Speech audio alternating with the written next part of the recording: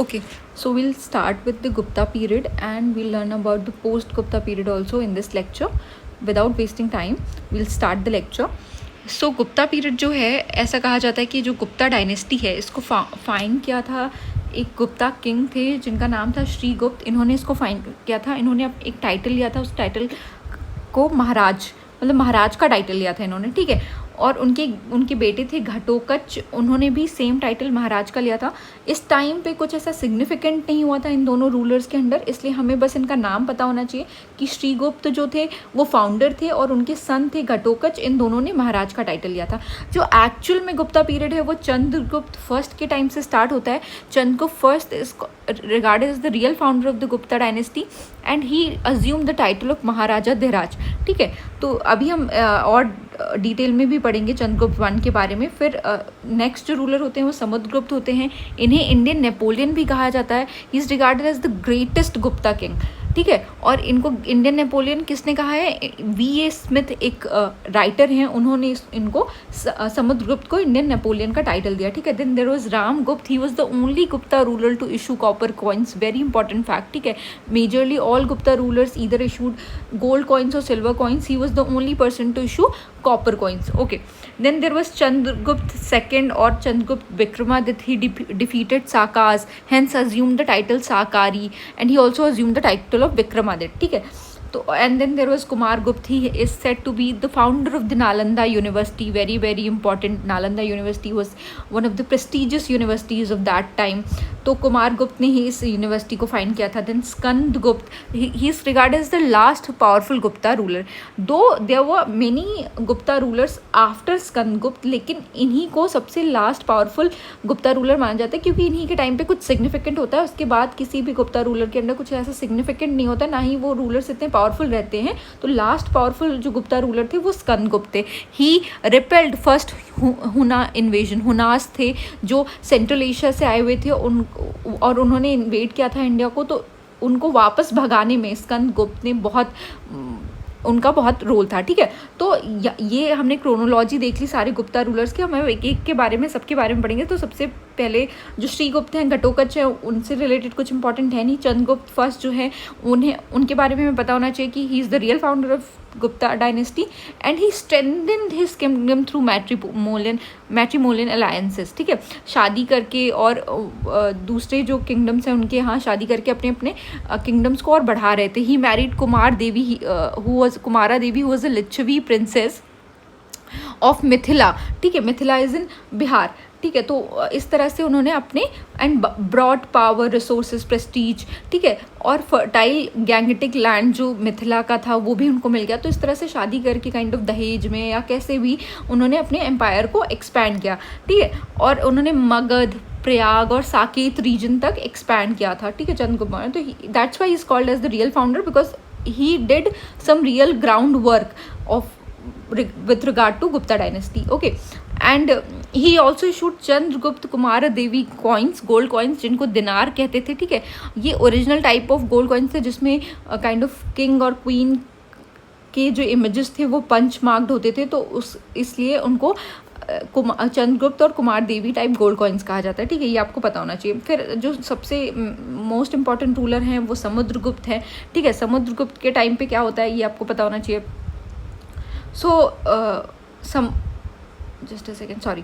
Okay, Samudragupta is regarded as the greatest Gupta king. He is also called the Indian Napoleon in the book Early History of India by B.A. Smith.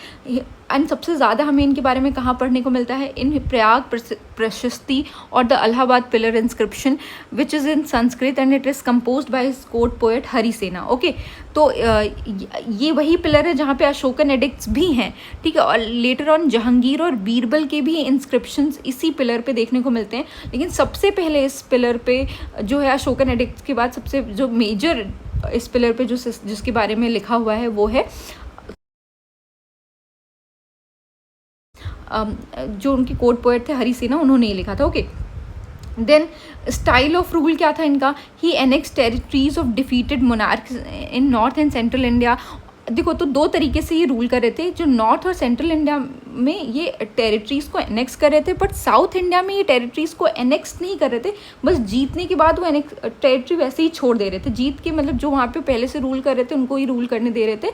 He did not annex the territories and thus it is regarded as the policy of Dharma Vijay. ठीक है, धर्म विजय पे विश्वास रख रहे थे। ठीक है, इन्होंने बहुत सारे टाइटल्स अज्यूम किए थे। कविराज एक टाइटल था because he was a poet, that's why he was called Napoleon, sorry he was poet, and he performed Ashwamedh Yagna. He also issued Ashwamedh type gold coins. He was a Vaishnavite. They were mostly all Gupta rulers were Vaishnavites. They were not they were not related to Buddhism, Jainism or Hindu. They were related to Hinduism and particularly they were Vaishnavite. तो मतलब विष्णु को जो मानते हैं वो लोग थे। ठीक है, और हाँ, तो ये आपको पता होना चाहिए। देन ये भी ऐसा कहा जाता है कि जो मेघवर्णा थे, he was the king of Sri Lanka. He sent embassy seeking permission to build monastery for Buddhist pilgrims at Bodh Gaya. ठीक है, तो बोध गया जो था वो इनके रीजन में आता था। तो मेघवर्मन जो श्रीलंकन किंग थे, ही सेंड हिज मिशनरीज ताकि बोध गया में बुद्धिस्ट मोनास्ट्री बनाई जा सके बुद्धिस्ट पिलग्रिम्स के लिए। ठीक है, इन्होंने बहुत सारे गोल्ड कॉइन्स इशू किए थे, जैसे गरुड़, धनुर्धारी, एक्स, अश्वमेध, व्याघ्र हनन। ठीक है, ऐसे ऐसे वीणा वादन, ऐसे ऐसे करके अलग अलग टाइप के गोल्ड कॉइन्स इन्होंने इशू किए थे। ठीक है, तो ये हमें समुद्रगुप्त के बारे में पता चलेगा। दो इंपॉर्टेंट चीज़ें आपको पता होनी चाहिए। इंडियन नेपोलियन इन्हें कहते हैं, और प्राग प्रशस्ति के बारे में आपको पता होना चाहिए। ठीक है, फिर आ जाते हैं हम रामगुप्त पे। रामगुप्त जो थे वो he was the successor of Samudragupta, but he ruled for a very brief period because he was a very coward ruler. ऐसा कहते हैं कि इनकी वाइफ जो थी Devi Chandragupta, I am not sure about the name, what was the name, Dhruva Devi, sorry, it was her queen was Dhruva Devi, his queen was Dhruva Devi. So she was occupied by the Sakas. So Saka invaded the Gupta kingdom. Sakas ने Gupta kingdom को invade किया था, और रामगुप्त ने अपनी ही wife, अपनी ही queen को surrender कर दिया साकास को। तो सोचिए कितनी शर्म की बात है। ठीक है, तो he was a very coward ruler, तो he could not rule for the very long time. और इनके जो छोटे भाई होते हैं वो काइंड ऑफ इनको किल करके लेटर ऑन जो है वो थ्रोन को अज्यूम करते हैं। ठीक है, he was the only Gupta ruler to issue copper coins. ये सबसे इंपॉर्टेंट चीज़ है जो आपको पता होना चाहिए। ठीक है, तो he succeeded Samudragupta as the elder son, but he ruled very briefly. Okay, अभी हम देवी चंद्रगुप्तम के बारे में भी पढ़ेंगे जो कि विशाखा दत्त ने लिखी है। तो फिर then another most important ruler was Chandragupta second और Vikramaditya. He defeated the Shakas. ठीक है, शाका ने इन्वेड किया था, तो रामगुप्त तो नहीं डिफीट कर पाए थे, but he defeated and he assume the title of Sakari, that is known as destroyer of Sakas. ठीक है, and he also assume the title of Vikramaditya. He introduce silver coins which weighed around 30 to 33 grams, and then he is said to have married Dhruv Devi. He not only defeated Sakas, but he also kind of brought back Dhruv Devi from the clutches of Sakas, and he married her. ठीक है, तो उन्होंने अपनी जो इनके भाई की wife थी जिनको साकास ने कैप्चर कर लिया था, उनको छुड़ा के लाते हैं, उनसे शादी करते हैं और साकास को डिफीट भी करते हैं। ठीक है, तो he is regarded as very important ruler in Gupta dynasty.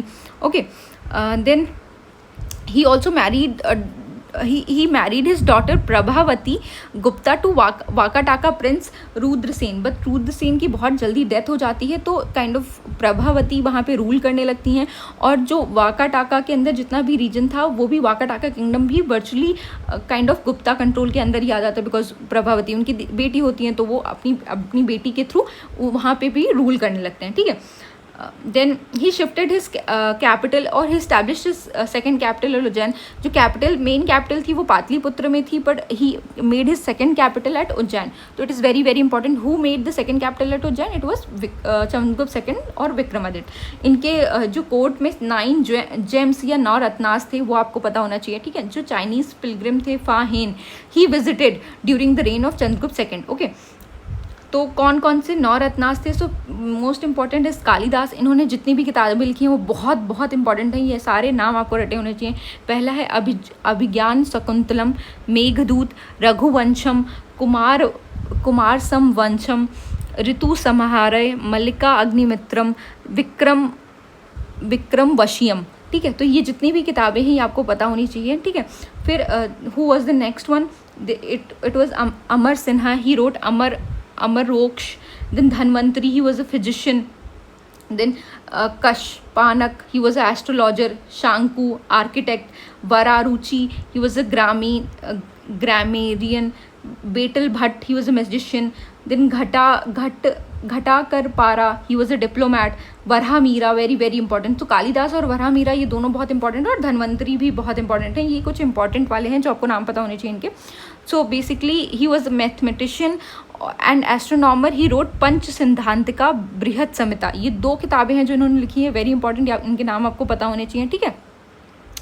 फिर हम आ जाते हैं कुमारगुप्त पे। तो चंद्रगुप्त सेकंड के बाद आते हैं कुमारगुप्त। कुमारगुप्त ने नालंदा यूनिवर्सिटी बनाई थी, Nalanda Mahavira, and he worshipped Kartikeya God, और इन्होंने कल्ट भी शुरू किया था, कार्तिकेय कल्ट काइंड ऑफ, ठीक है। इन्होंने भी गोल्ड कॉइन्स इशू किए थे, अश्वरोही करके, ठीक है, एक गोल्ड कॉइन्स थे जो इन्होंने इशू किए थे, ठीक है। एंड इन्हीं के टाइम पे ऐसा कहा जाता है Aryabhata was there who first explained the rotation of earth on its axis causing day and night. He calculated the value of pi and discussed eclipse scientifically. So Aryabhat, who is regarded as one of the very significant mathematicians, was related to Gupta period only. किसके actual में किसके time पे थे ये थोड़ा debatable है कि ये चंद्रगुप्त सेकंड के टाइम पे थे, कुमारगुप्त के टाइम पे थे, बट ये पता होना चाहिए कि ये गुप्ता पीरियड के टाइम पे थे, ठीक है, Aryabhata. Then there was Skandagupta, he was the last powerful ruler of the Gupta dynasty. He repelled the first Huna invasion. तो पहला हुना इन्वेजन जब होता है तो उसको तो रिपेल कर दिया जाता है, लेकिन सेकंड हुना इन्वेजन जब होता है तो गुप्ता रूलर जो होते हैं उस टाइम पे के वो हार जाते हैं, और जो गुप्ता की बहुत सारी टेरिटरीज होती हैं हुनास के अंदर आ जाती हैं, और हुना का रूल काइंड ऑफ शुरू हो जाता है इंडिया में, ठीक है। हाँ, तो ये हम थोड़ा सा पहले इसके बारे में पढ़ लेते हैं कि हुनास जो थे they were the pastoral nomadic tribe of the central Asian region, ठीक है, और इन्होंने अफगानिस्तान, ईरान और इंडिया जैसे एरियाज को कैप्चर किया था। जो सेकंड या मेजर हुना इन्वेजन जो होता है ये स्कंदगुप्त के जो सक्सेसर्स होते हैं उनके टाइम पे होता है। It was led by Toramana and his son Mihirakula and Toramana, 2 लोगों ने इस सक्सेशन को इस इन्वेजन को लीड किया था, ठीक है। It badly affected the Gupta empire in the north west region leading to disintegration of provinces, ठीक है। जो मिहिरकुला थे he was the son of the Toramana and he is known for the persecution of Buddhism, ठीक है। तो बुद्धिज्म उस time पे बहुत फ्लरिश कर रहा था, और ही परसिक्यूड बुद्धिज्म, कि बुद्धिज्म को फ्लरिश नहीं करने दिया, उसको बहुत दबाया, ठीक है। And he defeated Yashodharman of Malwa region के जो किंग थे उनको भी डिफीट करके मालवा रीजन भी अपने अंडर ले लिया था मिहिरकुला ने, ठीक है। तो ये आपको पता होना चाहिए, मगध भी इनके अंडर आ गया था। फिर जो यशोधवर्मन ऑफ मालवा थे इन्होंने एक मनसो पिलर इंस्क्रिप्शन एरेक्ट किया था, यहाँ पे रिकॉर्ड किया जाता है हिज विक्ट्री ओवर मिहिरकुला। तो ऐसा कहा जाता है कि यशोधर्मन जो थे उन्होंने वापस से अपना जो मालवा रीजन था वो वापस से हुना के कंट्रोल से ले लिया था, ठीक है। तो ये आपको पता होना चाहिए। जो description of Huna invasion is also found in the Bhitari pillar inscription. तो भितारी पिलर इंस्क्रिप्शन में, मंसूर पिलर इंस्क्रिप्शन में हमें हुनास के बारे में पढ़ने को मिलता है, ठीक है। And Bhitari pillar inscription mentions the war between Skandagupta and Hunas. जो पहला वॉर हुआ था स्कंदगुप्त और हुनास के बीच में, उसमें हुनास हार जाते हैं। जो मंसूर है वहाँ पे भी ये बताया गया है कि यशोधर्मन से भी काइंड ऑफ हुनास हार जाते हैं सेकेंड टाइम में, और मालवा रीजन वापस से यशोधर्मन को मिल जाता है, ठीक है। एक और चीज़ आपको पता होना चाहिए, जूनागढ़ जो रॉक इंस्क्रिप्शन है वेरी वेरी इंपॉर्टेंट। यहाँ पे सुदर्शन लेक के बारे में लिखा हुआ है। सुदर्शन लेक जो था it was originally built under the Chandragupta Maurya time, and उनके जो गवर्नर थे पुष्यगुप्त उन्होंने इसको बनाया था। इसको रुद्रमन फर्स्ट ने रिपेयर कराया था, ठीक है, और it was again repaired bye Skandagupta, ठीक है। स्कंदगुप्त ने फिर से इसको रिपेयर कराया था। तो बस इतना पता होना चाहिए कि इसको बिल्ट किसने किया था, इसको पहली बार किसने रिपेयर किया, उसको दूसरी बार किसने रिपेयर किया, और ये सारी कहानी कहाँ लिखी हुई है, जूनागढ़ रॉक इंस्क्रिप्शन में, ठीक है। After Skandagupta Gupta empire rapidly declined, and कुछ जो सक्सेसर्स थे कौन कौन थे, Purugupta, Kumaragupta second, Budhagupta, Narasimhagupta, Kumaragupta third, but they are not very significant. बस नेम्स आपको पता होना चाहिए। Last we know is of Kumaragupta third, ठीक है। तो हुना इन्वेजन हमने देख लिया, ठीक है। अब हम थोड़ा सा देखते हैं कि गुप्ता एडमिनिस्ट्रेशन क्या था सेंट्रलाइज्ड कंट्रोल था लेकिन उतना नहीं था जितना मौर्यास के टाइम पे था। तो एडमिनिस्ट्रेशन थोड़ा डिसेंट्रलाइज्ड हो जाता है, थोड़ा ब्यूरोक्रेटिक स्ट्रक्चर और मिलिट्री ऑर्गेनाइजेशन भी प्रेजेंट थे, पर मौर्य जितना स्ट्रॉन्ग नहीं था, ठीक है। और यहाँ पे एक इम्पॉर्टेंट ऑफिसर होते हैं जो होते हैं Sandhi Vigrahika, he is called as the minister of peace and war, ठीक है। तो it was an important post in Gupta administration. फिर office of Kumar Amatya was a high official very close to the crown prince and Sandhi Vigrahika he first appear. तो ये office Kumar Amatya और संधि विग्रहिका की office किसके अंडर हमें देखने को मिलती है? Samudragupta. And he was the most obviously Napoleon of India because he did many conquest, that's why he was called Napoleon of India, ठीक है। तो ये दोनों ऑफिस समुद्रगुप्त के टाइम पे अपीयर होती हैं। फिर अब हम देख लेते हैं कुछ यूनिट्स ऑफ एडमिनिस्ट्रेशन देख लेते हैं। तो भुक्ति क्या था? प्रोविंस था। It was headed by Uparika. Vishaya was a district which was headed by a Vishayapati और Ayukta. Then विथी was a sub district. Grama was a village. It was headed by नगरापति और ग्रामिका. Then पुरा was a city administration. It was governed by a council. Okay. Then कुछ और important officers के नाम आपको पता होना चाहिए। Danda Pashika, he was the chief of the police department. Then Mahashvapati, he was the chief of cavalry. Vinayasthiti Sthapaka, officer of religious affairs. Mahapratihara, chief of royal palace. Bhatashvapati, he was the officer of infantry and cavalry. Village administration में obviously Gramika was the headman of the village, ठीक है। तो ये आपको पता होना चाहिए officials इनके क्या टर्म्स थे और ये किस डिपार्टमेंट को हेड करते थे, ये पता होना चाहिए। ये सबसे बड़ी यूनिट कौन सी थी, उसके बाद क्या था? प्रोविंस सबसे बड़ा था, उसके बाद डिस्ट्रिक्ट, उसके बाद सब डिस्ट्रिक्ट, उसके बाद विलेज। तो ये चीज़ें आपको पता होनी चाहिए, इनके ऑर्डर पता होने चाहिए, ठीक है। अब कुछ इंपॉर्टेंट लैंड से रिलेटेड टर्म्स आपको पता होने चाहिए। तो सबसे इंपॉर्टेंट जो टर्म है वो क्या है? भागा। भागा क्या था? It was the standard land revenue, ठीक है। It was 1/6 of the produce. Then Bhog, Bhoga क्या था? It was a periodic supply, भोग जैसे लगाते हैं ना वैसे, periodic supply of fruits, firewoods to the king. Then there was Hiranya, it was a tax paid in cash not in crops, okay. Then Udranga, it was a tax on the cultivators और the permanent tax on land. Uparikara, it was the additional और extra tax over and above the land revenue, ठीक है। तो अलग से जो cess जैसे होता है वैसे काइंड ऑफ। देन भता भूता, it is the provision of cyclone या मिसलेनियस सेस, ठीक है। साइक्लोन आ गया, कोई और भगवान से रिलेटेड कोई काम है, कोई रिलीजियस वर्क है, तो उससे रिलेटेड जो एक्स्ट्रा सेस लगाया जाता था उसको कहते थे Vata Bhuta. Then Vishti was a forced labour, ठीक है। Aprahata, it was a uncultivated forest land, waste land को क्या कहते थे? Aprahata, very very important. Then Udaka Bhoga और Chandra Bhoga, it was a irrigation tax. Udaka Bhoga और Chandra Bhoga, it was a irrigation tax. Kulyavapa, Dronavapa, it was a land measurement unit. Land को कैसे मेजर किया जाता था? जैसे अभी हम वर्ग फिट में, यार्ड्स में, इन सब में मेजर करते हैं, वैसे उस टाइम पे कुलायापा और द्रोणायापा में मेजर किया जाता था, ठीक है।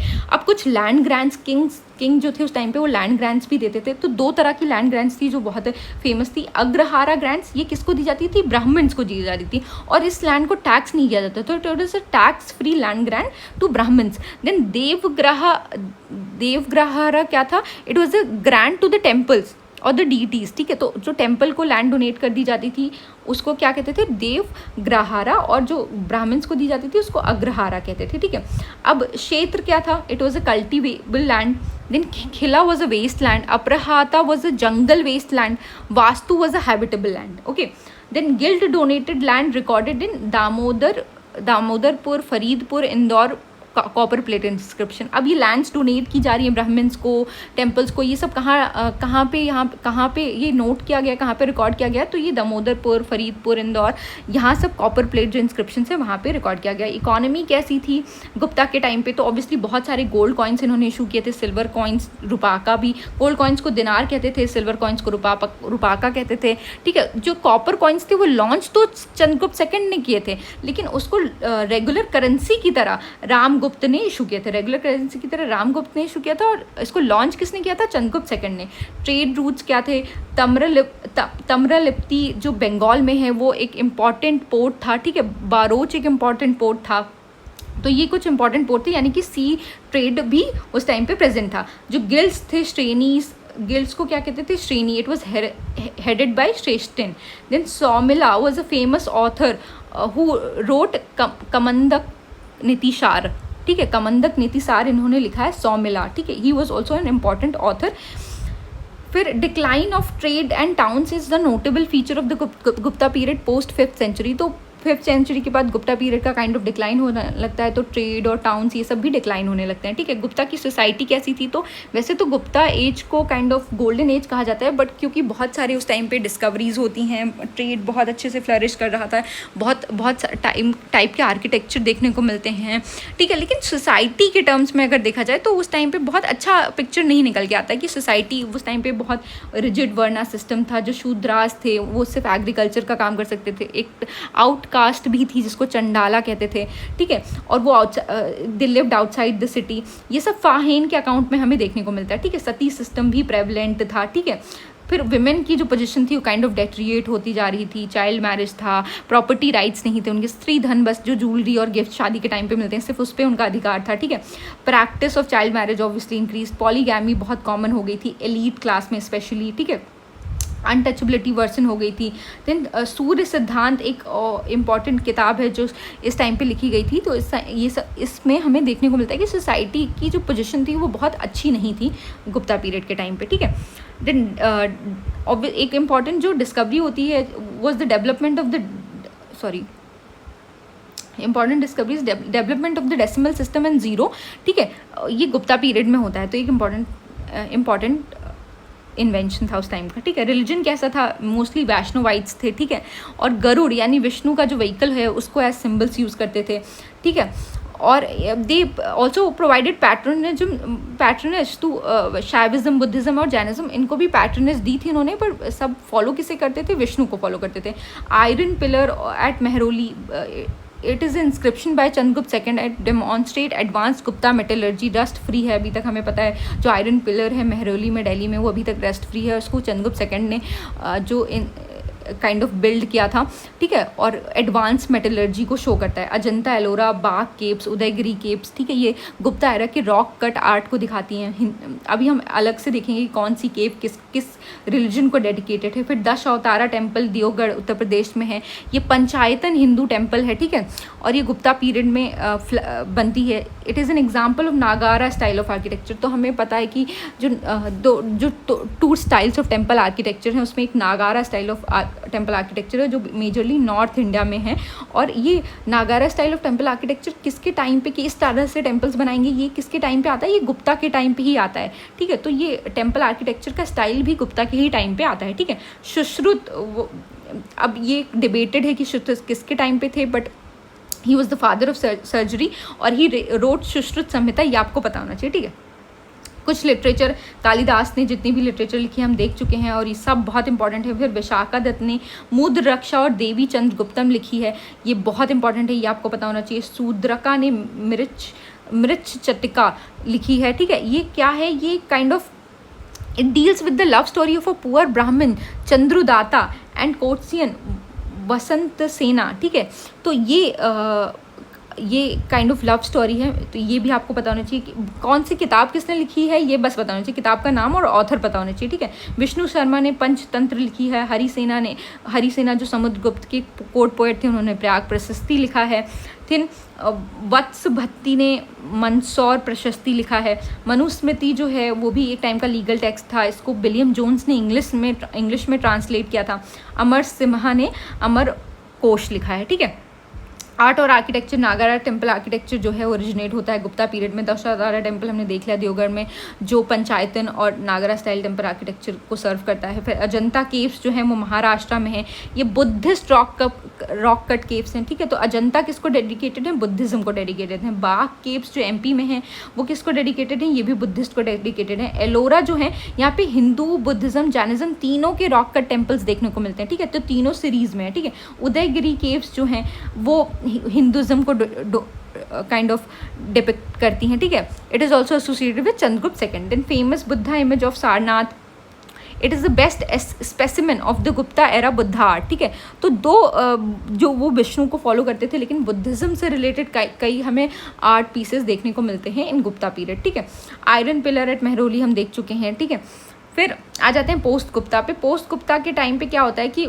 गुप्ता जब एम्पायर डिक्लाइन हो जाता है तो बहुत सारे प्रोविंसेस निकल के आते हैं, हर प्रोविंस को अलग अलग रूलर्स जो हैं वो रूल करने लगते हैं। तो पुष्यभूति एक रूलर थे, he founded the dynasty at Thanesar dynasty इन्होंने फाइंड की थी। इनकी जो कैपिटल थी वो कन्नौज थी, he made Kannauj his capital.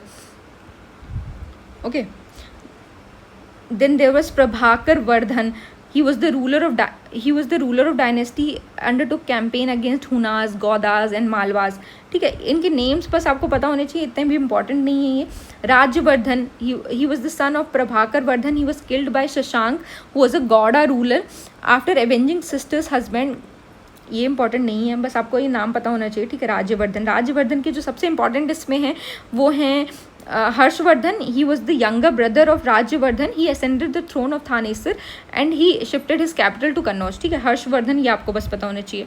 ठीक है, हर्षा एरा इन्होंने स्टार्ट किया था।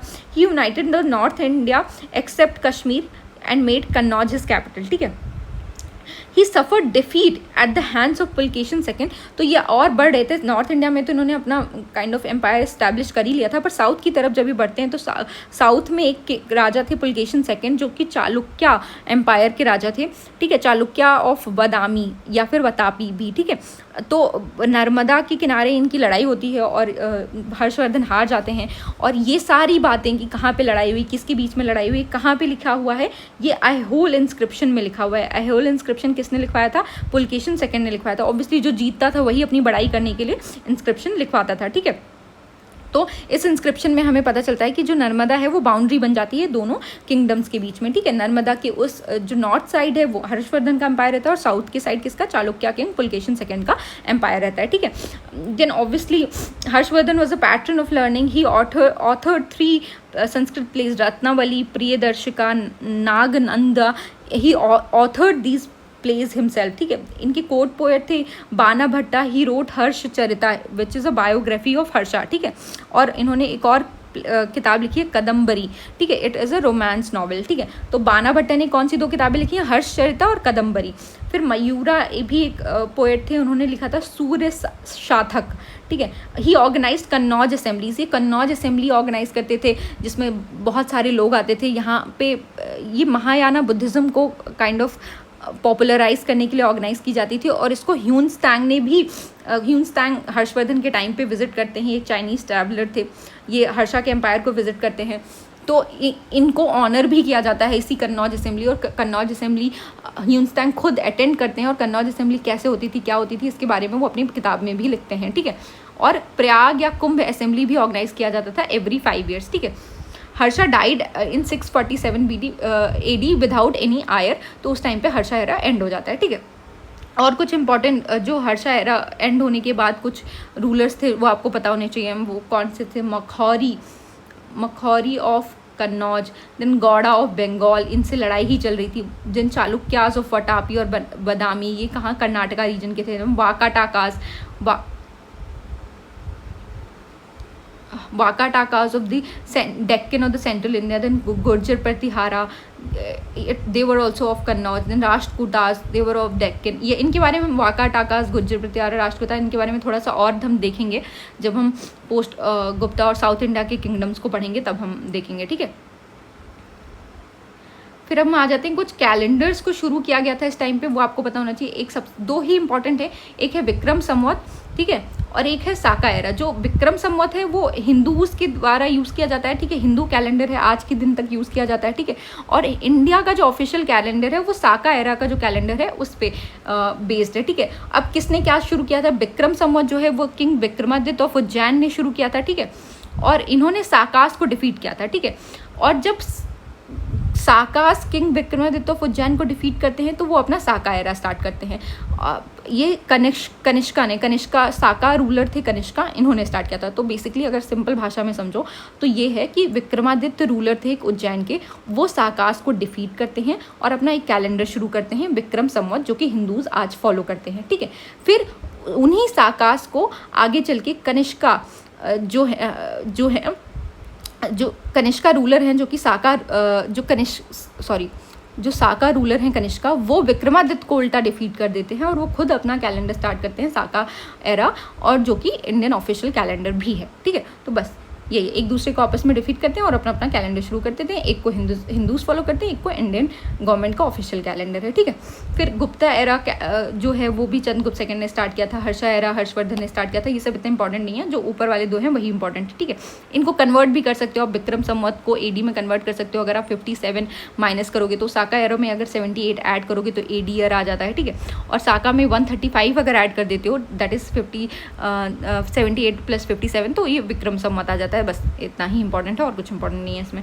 फिर अब हम आ जाते हैं की इंस्क्रिप्शंस पे। हम देख चुके हैं अलाहाबाद पिलर इंस्क्रिप्शन और Prayag Prashasti which is written by Harisena in the praise of Samudragupta. फिर Mehrauli iron pillars Chandragupta second के टाइम का है। भितारी पिलर इंस्क्रिप्शन स्कंदगुप्त का है। जूनागढ़ पिलर इंस्क्रिप्शन स्कंदगुप्त का है। मंदसौर पिलर इंस्क्रिप्शन कुमारगुप्त का है, ठीक है। फिर आइहोल इंस्क्रिप्शन जो है वो पुलकेशिन सेकंड का है। मधुबन और बंसखेड़ा जो है वो हर्षवर्धन का है। नालंदा कॉपर प्लेट जो है समुद्रगुप्त और कुमारगुप्त का है। दामोदर फरीदपुर कॉपर प्लेट जो है वो लेटर गुप्तास के हैं, ठीक है। बस इतने। किसका कौन है ये आपको पता होना चाहिए, टेबल एक बार आप देख लीजिएगा, ठीक है।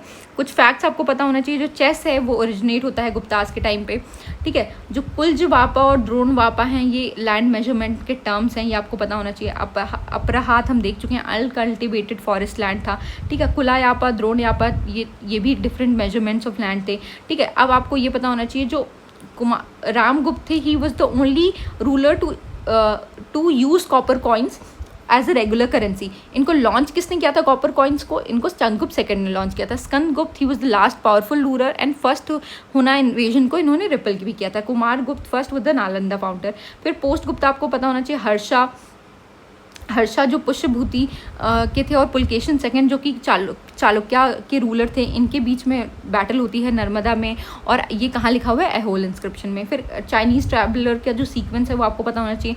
फाहेन सबसे पहले आते हैं, चंद्रगुप्त सेकंड के टाइम पे आते हैं। सुंग युंग जो हैं वो जो गुप्ता एरा है उसके डिक्लाइन के टाइम पे आते हैं, ठीक है। ह्यूनत्सांग जो हैं वो हर्षा के टाइम पे आते हैं। आइसतिंग जो हैं वो पोस्ट हर्षा आते हैं, ठीक है। तो एक गुप्ता के टाइम पे आता है, एक पोस्ट गुप्ता, एक हर्षा और एक पोस्ट हर्षा, ठीक है। ये आपको बताना चाहिए। CU की जो है ये ह्यूनत्सांग ने ही लिखी है, ये हर्षा पीरियड के लिए एक इंपॉर्टेंट सोर्स है, ठीक है।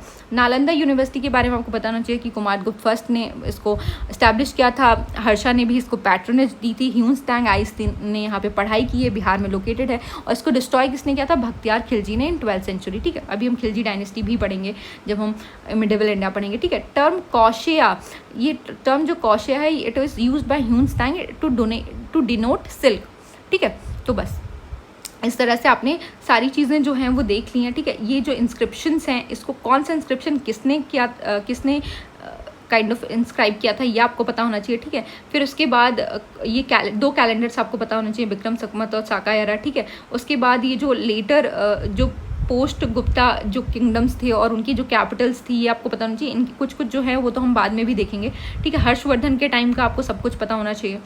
फिर हम आ जाते हैं आर्ट और आर्किटेक्चर जो था वो हमने सब देख लिया। फिर लिटरेचर जो थी, सारी बुक्स और उनके ऑथर्स आपको पता होना चाहिए, ठीक है। रिलीजन था, किसको फॉलो करते थे, कौन से रिलीजन को फॉलो करते थे, ये सब पता होना चाहिए। कौन से केव में कौन सा रिलीजन डिपिक्टेड है ये भी आपको पता होना चाहिए, ठीक है। गुप्ता की सोसाइटी कैसी थी ये आपको पता होना चाहिए। गुप्ता के टाइम पे कॉइन्स, कौन से कॉइन्स किसने इशू किए, गोल्ड कॉइन्स को दिनार कहते हैं, सिल्वर को रूपका कहते हैं, ये सब पता होना चाहिए आपको, ठीक है। ये कुछ टर्म्स हैं जो लैंड मेजरमेंट के टर्म्स हैं या लैंड जो डोनेट किए जाए उनके जो टर्म्स हैं, ये सब टर्म्स आपको पता होना चाहिए। इनकी मीनिंग्स भी, इंग्लिश मीनिंग्स भी आपको पता होना चाहिए। इंपॉर्टेंट जो ऑफिशियल्स हैं वो किस डिपार्टमेंट को हेड करते थे ये पता होना चाहिए। जो एडमिनिस्ट्रेटिव यूनिट्स थी उनको कौन हेड कर रहा है, और अभी के टाइम पे अगर हम देखें तो प्रोविंस, डिस्ट्रिक्ट, विलेज, सिटी क्या किस टर्म को क्या कहते थे ये आपको पता होना चाहिए, ठीक है। हुना इन्वेजन्स के बारे में पता होना चाहिए। पहला हुना इन्वेजन किसके टाइम पे होता है, दूसरा किसके टाइम पे हुआ था, कौन किसने लीड किया था, ठीक है। तो ये थोड़ा ये आपको पता होना चाहिए, ठीक है। स्कंदगुप्त, चंद्रगुप्त, कुमारगुप्त और चंद्रगुप्त सेकंड जो 9 रत्नाज हैं चंद्रगुप्त सेकंड के कोर्ट में, ये पता होना चाहिए आपको, ठीक है। किसने क्या टाइटल अज्यूम किया था ये भी पता होना चाहिए, समुद्रगुप्त और आपको ये काइंड ऑफ ऑर्डर भी याद होना चाहिए।